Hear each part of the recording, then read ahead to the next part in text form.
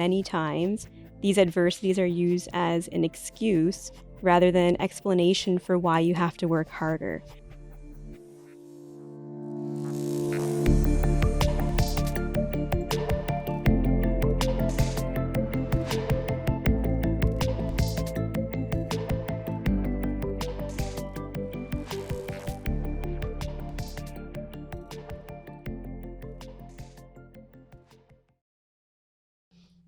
Welcome to Awake at the Wheel. In our episode today, we're going to be talking about anti-hustle, anti-grind culture.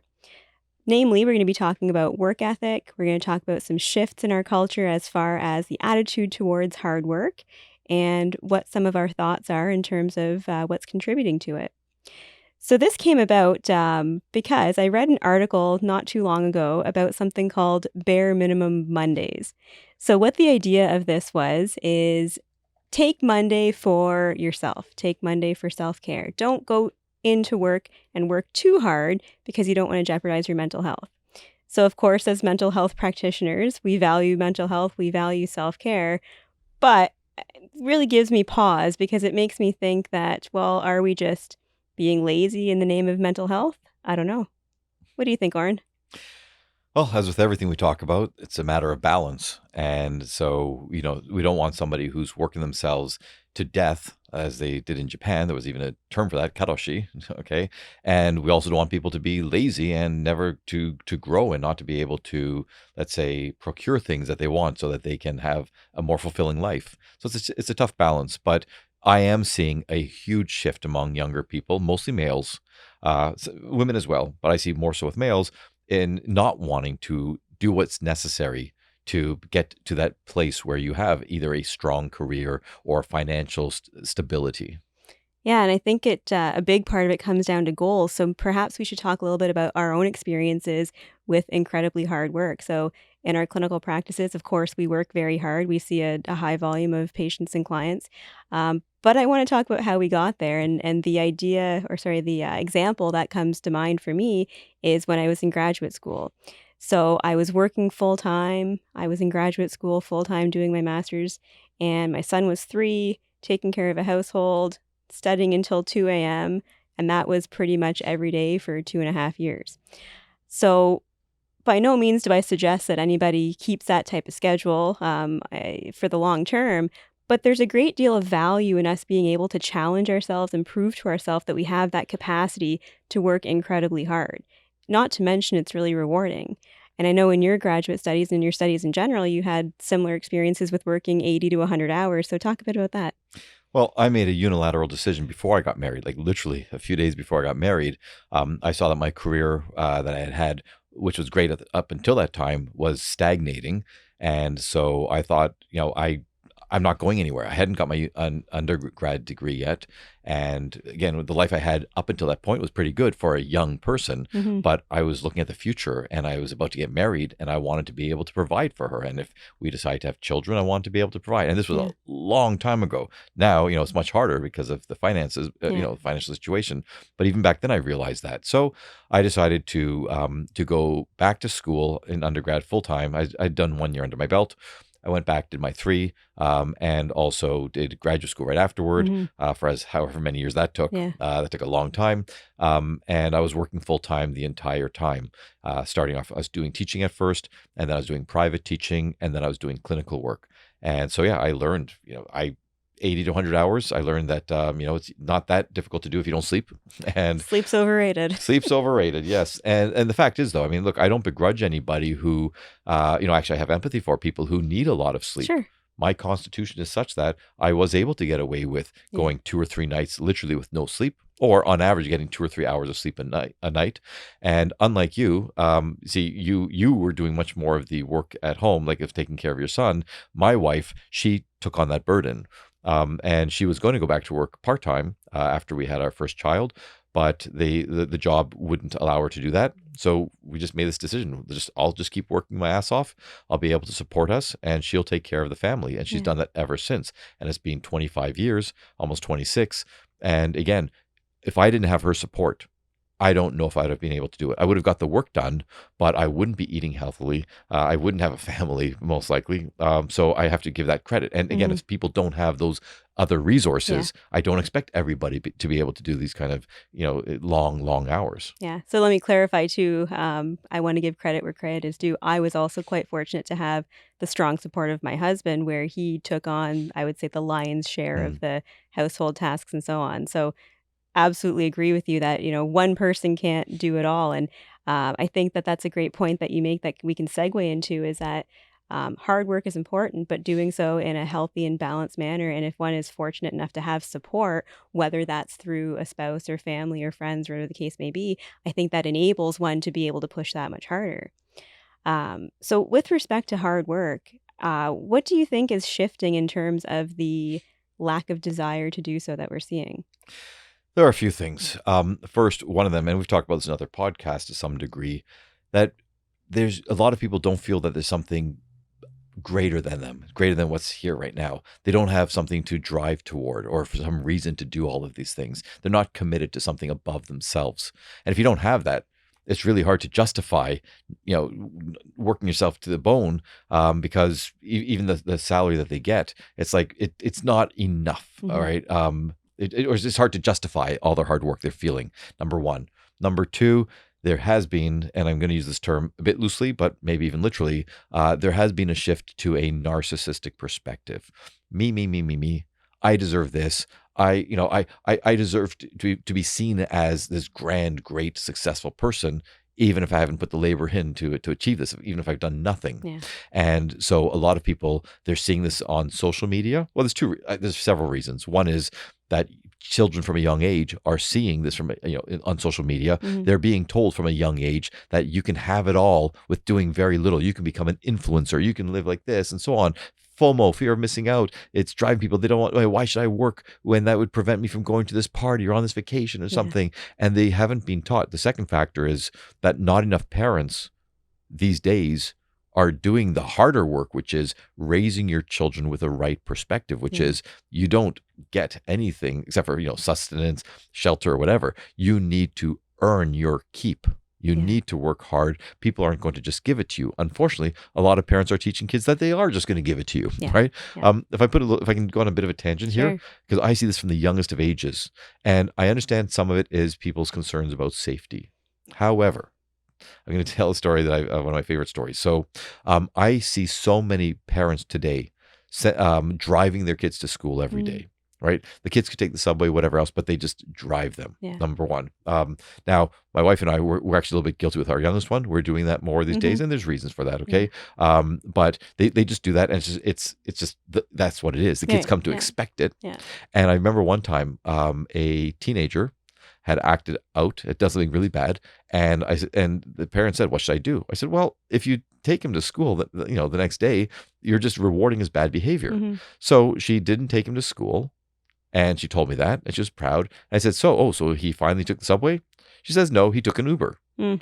I said, "Oh, great. And he paid for it?" She said, "No, he used my, Oh my my goodness. Uber account." I was like, "What are you teaching?" Yeah. So, Yeah. and by the way, that person, just so you know, I I whipped her into shape, Yeah. and she got her child in shape as well. Awesome. And here's the thing, the reason I'm talking about parenting is I always tell parents, that I say the most important goal of parents, right? And it's going to sound very pragmatic. It's not going to sound very nice, but the fact is, we're trying to raise our kids to be able to leave the nest one day, Yeah, for right? sure. That's our job. That's our job, Yeah. right? We want to love them, et Of cetera, but course. right, we need to prepare them for the world. Yeah. And I always tell parents, that's the messaging you have to give your kids from the youngest of ages. Will they like it? No. Will they accept it? No. But at some point down the road, if they hear it enough times, they're going to realize, oh Yeah. wow, this was for my betterment. Mhm. Yeah. Right? It's giving Yeah. me the leg up so I can leave the nest at some point. Right. So what you're describing here in many ways is a lack of discipline Right. in childhood. And unfortunately, that then leads to a lack of ability to develop self discipline, which then translates into a lack of desire to do hard work and to feel the discomfort that comes along with it. That requires a lot of self discipline, any sort of discomfort.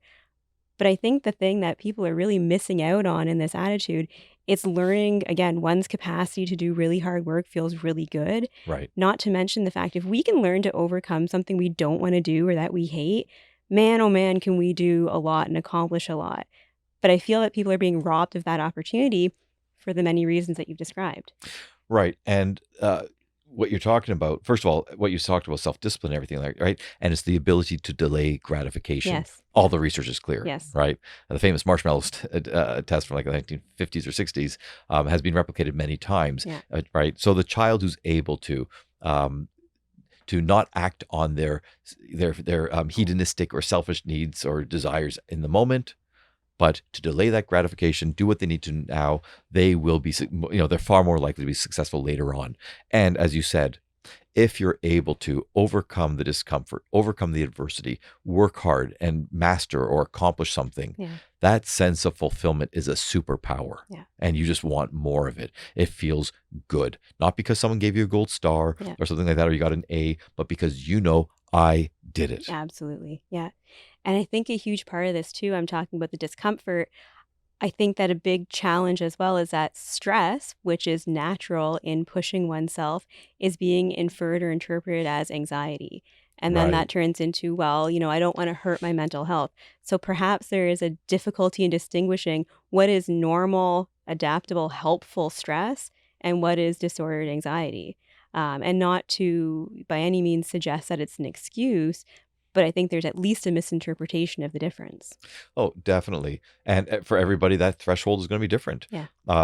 And unfortunately, parents these days, they don't want to risk that. Their threshold, it's much lower, Yeah. right, than what I would say. And there are exceptions. There are some children who really are, as you Of say, they're course. anxious Yeah. or they have, limitations, Yeah. right? But I think so many parents are afraid. And because a lot of parents are feeling guilty, that, maybe both parents are working Yeah. or both parents are wrapped up in their own hedonistic, selfish, self-centered Right. pleasures, which are perfectly fine unless it comes at the cost of doing your job, Absolutely. right? Yeah.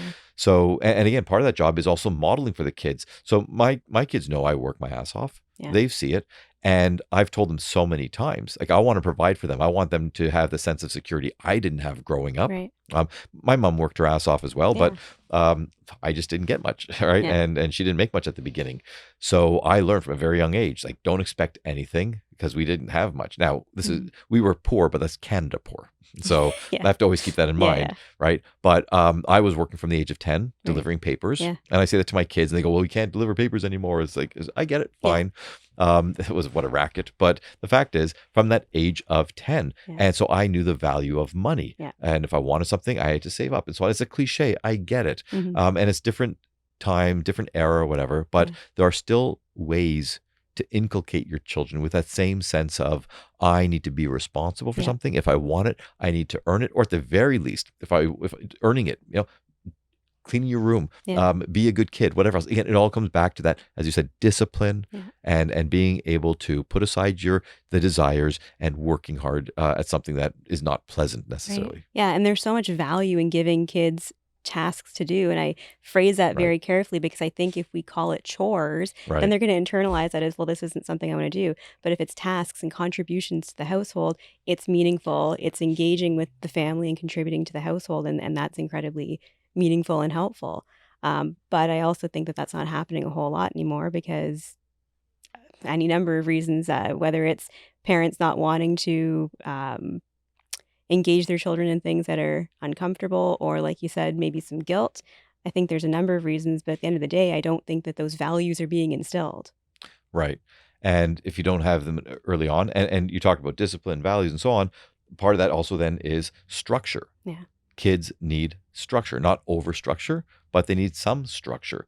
And when they're being raised in a society where you can be whoever you want and you can do whatever you want, that's not structure. They need to know Yeah. there are rules, there are hierarchies, there are systems in place, and you may not like them. And Yeah. you shouldn't be a slave to them. You should question them. I was raised to Mhm. question everything, but to learn how to navigate through them, because that those external structures then become internalized. Yeah. And that internalized structure is what we're talking about the discipline, Right. impulse control, and so on, and Yeah. delay of gratification. Right. So some real world examples of this, because I think it's important for us to really frame this as this does have real consequences, and we're seeing it in a number of professions. And as you know, and as our listeners likely know by now, I work with a lot of first responders, and I'm seeing from a lot of the more senior ones, they're observing the new ones coming into, whether it's Mhm. the police force or whatever the case may be, that they don't have the same drive and work ethic and self discipline that is necessary to do this job. And I'm speaking a little bit loosely, but this is also based on an actual story that I was told where they're having to go around the entire force of young officers to see who's going to work Christmas because, this person has this event, this other person has another event. And that's fine. People have families and priorities and so on. But there are certain jobs like first response, working in hospitals, Right. the medical profession, where sometimes you have to put that stuff aside, and that's okay because that's a requirement of the job. If I'm not feeling well, I can't necessarily call all of my clients and say, sorry, I don't feel good, you can't come in today, because there's greater meaning and greater responsibility to what we're doing. Well, that's exactly it. That greater, the meaning and responsibility. Yeah. And so many people, again, if you're raised to believe it's all about you, that's literally the antithesis of what you just talked about. Yeah. So, and it's not just parents, it's school. When I don't know if it's only Ontario, if it's all of Canada, but there's policies in schools where you don't fail anybody, Yeah. right? Yeah. A kid misses a test, a kid cheats on a test, whatever else, they get to do it over again. No Yeah. punishment, no penalty or anything like that. So many kids are just being pushed through the Mhm. system. They aren't, and they're not learning that you need to be accountable. Right. So that's a huge part. Now they're using COVID as an excuse. And by the way, COVID, yeah, it really messed up a lot of kids' education, whether it's in Mhm. primary school or university. Yeah, it had a huge impact. Yeah. But that doesn't mean, now that we're kind of sort of out of it, I guess, Mhm. it doesn't mean that we should not go back to what it was, which Yeah. is, again, teaching kids there is that your outcome, your results are Yeah. contingent on your effort, Mhm. right? Mhm. And if you don't try hard enough, you're not going to get it. If Right. you don't have the capacity, either you learn it, find a different path, Yeah. get help, something like that. But kids aren't learning any of that, and because of that, they're not learning adaptability.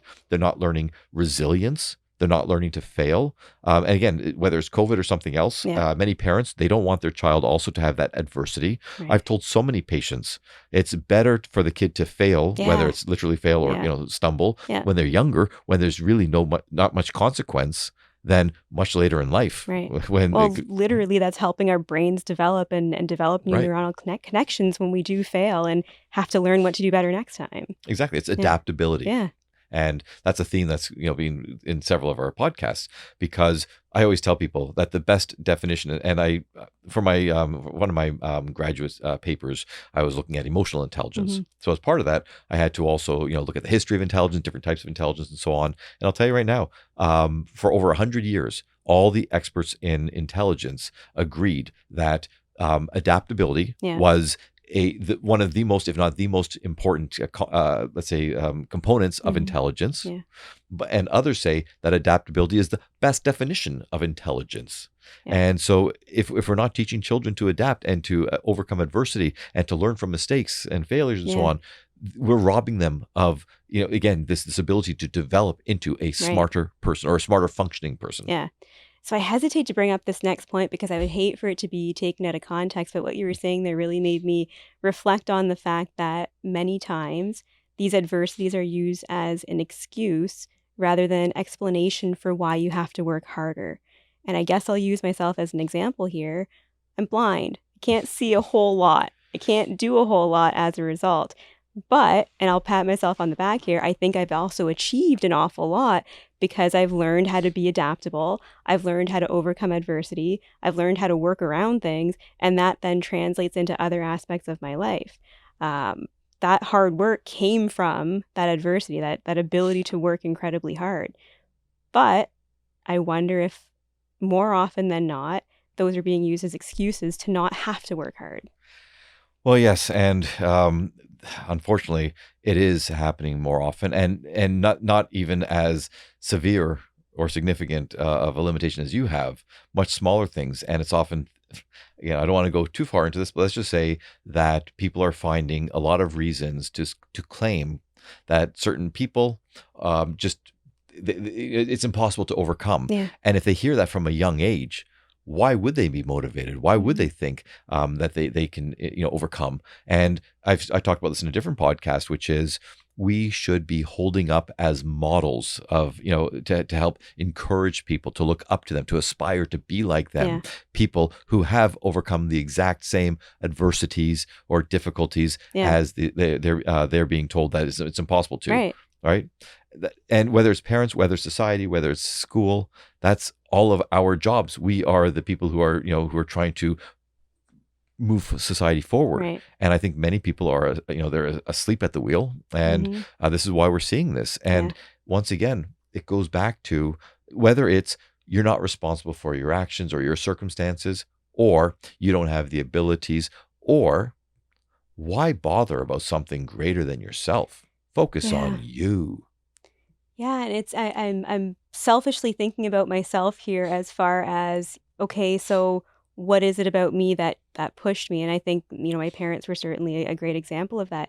Um, I think personality is a big piece of it as well. Sure. And as you were talking, I thought of the most poignant time in my life when I was not sure of what it was that was going on with my vision. I was in grade 5, so what, 10 years old or so, Right. going from doctor to doctor. And the nature of my condition is such that back then the technology did not exist to be able to detect it early on. So even though my symptoms were present, physiologically they couldn't see what was happening. So long story short, the doctors presumed I was faking it. And I remember overhearing the conversation between the doctor and my dad. And the doctor saying these exact words to my dad. If her vision is as bad as she is saying it is, she's not even going to graduate high school. I'll never forget it. I can almost audibly hear it when I think about it. But I think for some that would be crushing. Right. But for me, I'm like, effing watch me. Right. So I think that personality is probably a big piece of it. Personality is a huge part of it. You're also doing what I call the power of spite. And most people who are successful by their own means, they had somebody in their life or a moment in their life or a situation that was very similar to yours. And again, it could crush you, or you can say, F you, I'm going to prove you wrong. Yeah. Right. And I always tell people, if I say spite is good if it's used in a contained fashion. Yeah. If you only live to prove everybody wrong, or if you live through spite only, you'll die prematurely because it's a very negative state of being. But in those moments, it activates you. Yeah. Versus what's the right word here? Inhibiting you when you feel, oh my God, they said these things about me. And again, so many children are being taught to be inhibited. Yeah. And so it is personality. Part of it's personality. But then when we ask, is personality? Are we born with it? Well, we're born with temperament. And our surroundings, mostly our parents and other family members, they help shape that personality. Yeah. So it's not carved in stone, but some people, yes, they're going to just be born naturally with that sense of tenacity, hardiness, resilience, and others will learn to develop it. Right. So, and again, never to make it overly simplistic. We always try to talk with nuance. There will be some people with limitations, physical, mental, emotional, psychological, circumstantial, that that they may not be able to overcome, and we can't. Unfortunately, that's the way it is. Yeah. Right.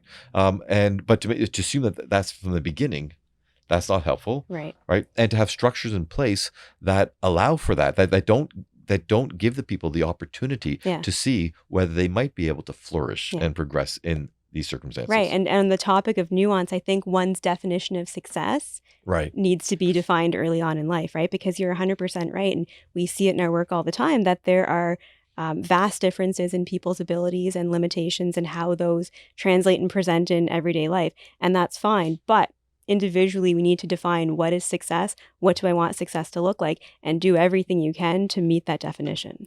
Right. And I've said this in several podcasts, which to me, success always has an element of fulfillment. You might not make the most money. You might not have the greatest status. You might not have the most amazing life that you want. But if you're able to have some sense of fulfillment, that there's this purpose, and that it feels rewarding, and and that you've earned it yourself, that I think by any definition is a good marker of success. Yeah. So as far as what we do with all of this, I should have prefaced earlier that when we talk about our incredibly strong work ethic, we're not trying to present ourselves as superior or better, but that's what made sense within the context of our life and our goals and so on. So that's great.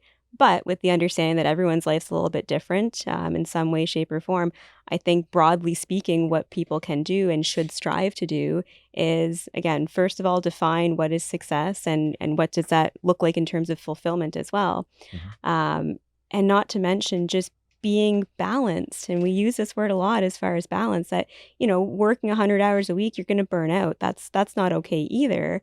Um, Working, a couple hours a week here and there if you feel like it certainly isn't good either. But finding what that balance looks like so that you can be healthy, so that you can engage in a healthy lifestyle, because, that sounds cliched, but it's so incredibly valuable, especially when the stakes are high, making sure that you're eating well and exercising and doing all the things that energize you so you can do difficult and fulfilling work.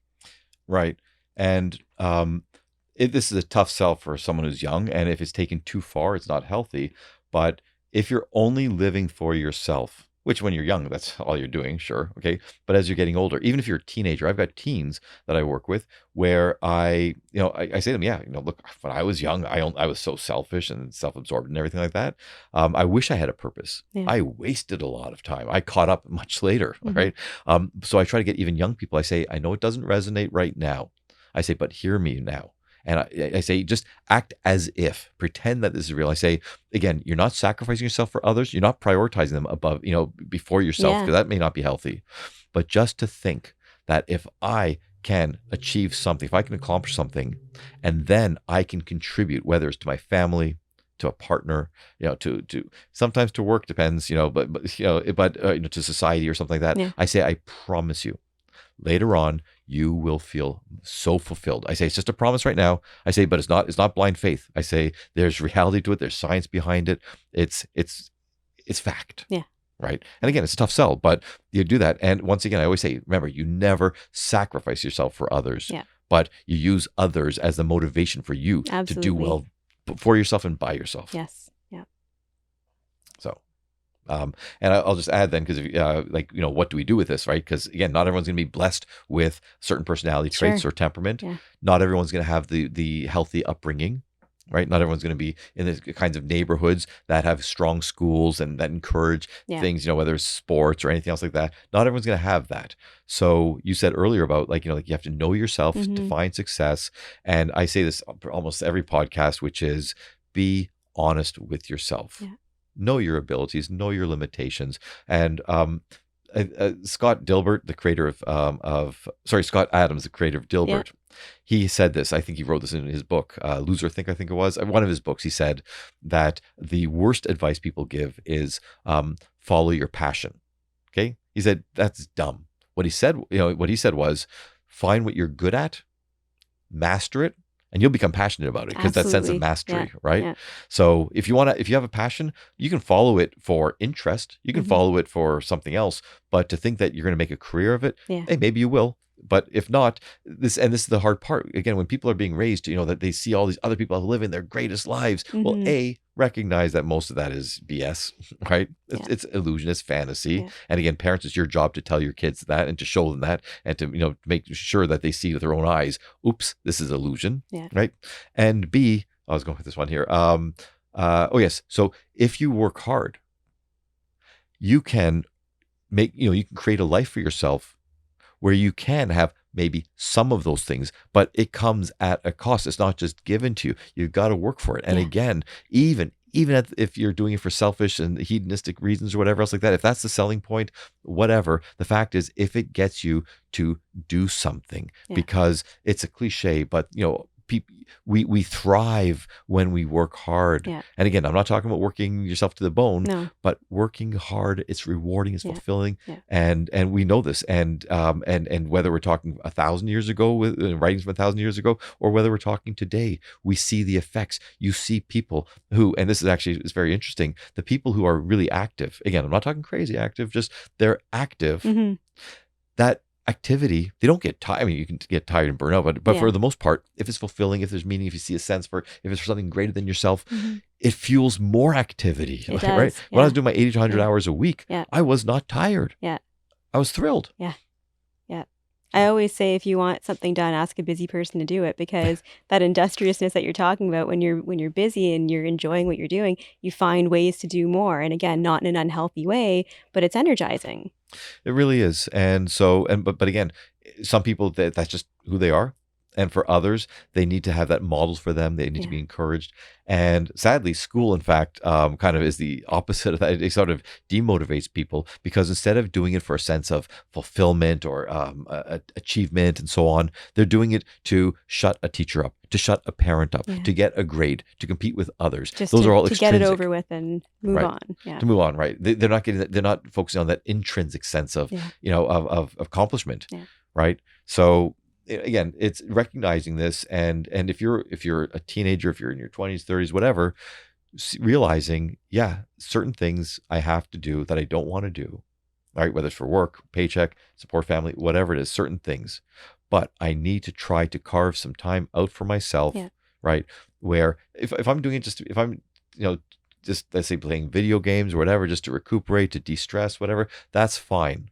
But if I can try to sort of amalgamate that with something that might actually produce something, maybe it's better health, Yeah. maybe it's a new skill, maybe it's meeting new people, going places, whatever it is, maybe Yeah. making some money on the side or something like that, right? Layer it. You layer it with other benefits. Yeah. That's a way to help people to gain more motivation to Yeah. work harder. Yes. Absolutely. So I guess on that note, until next time, keep your eyes on the road and your hands upon the wheel. As much as we love listening to ourselves speak, especially me, we would love to hear from you as well. So our emails are in the description below.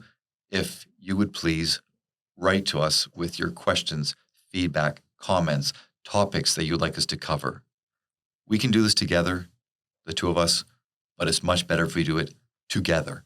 So we look forward to hearing from you, and we are going to have a segment called Rounds Table, where we're going to discuss the feedback and the questions and so on from our audience, and we will take it to the next level. We're going to help you be able to deal with some of these issues that you might be bringing us, or it's going to be a topic for us to explore together. And we really look forward to building a community of like-minded people who want to do right by others, not just for themselves.